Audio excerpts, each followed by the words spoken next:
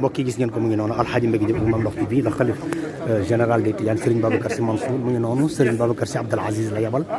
mbokk yi gis ngeen ko mu ngi noonu Alxaaji Mbégi Diop ak Mame Ndokh TV mbokk yi mu ngi noonu Serigne bi yegg si na.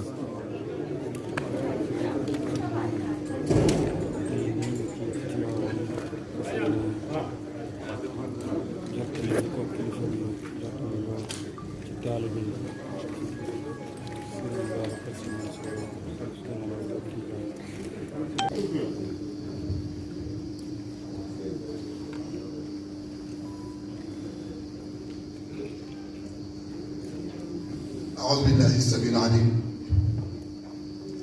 من الشيطان الرجيم ولا حول ولا قوة إلا بالله العلي العظيم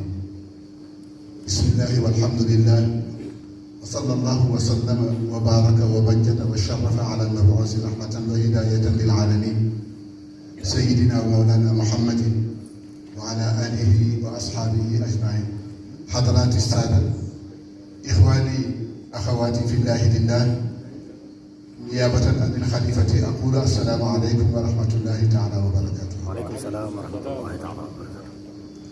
mbokki jullit yi bu ñu mustoo ci bakkan ak seytaane yàlla ci yàlla boole musal ñun ñëpp ñu ubbee wax ji rek ci turu borom bu tedd bi subhaanahu wa taala te moo di bismillah di santati yàlla bu baax ci daje bi ñu may ñu dajewaat ko ndax dafa nga daje woon ngeen ca Ndakaaru waaw mbokk yëpp daje woon nañu usra bi daje woon nañu waxtaan ba pare mu dese rek jottali li nga xam ne moom la xalifa bi wax ni moo am incha allah ndax xew-xew bi ñu jublu kañ lañu tëj jàkka yi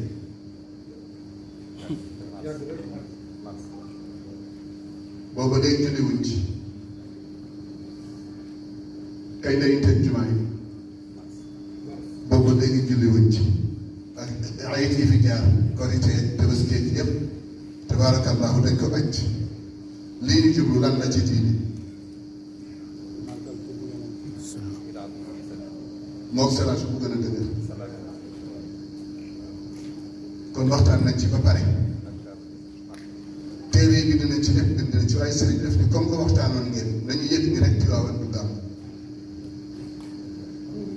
Tiwaawan du gàmm buñ demee ci téere yi bari na bindoon naa ko waaye def ni woon nañ ko gàttal comme que waxtaanoon ngeen ba pare ca Dakar jàpp ni ngeen di jàpp mooy Tiwaawan insha allah du gàmm yàlla ñu yàlla may nag fekkee nag ay at ci kanam muy at yokkute ak sutura ci barke Seydina Muhammad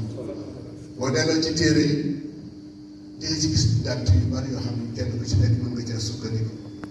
ba du am te dañ ko def moo kon sax wax dina yem foofu boo delloo ci alquran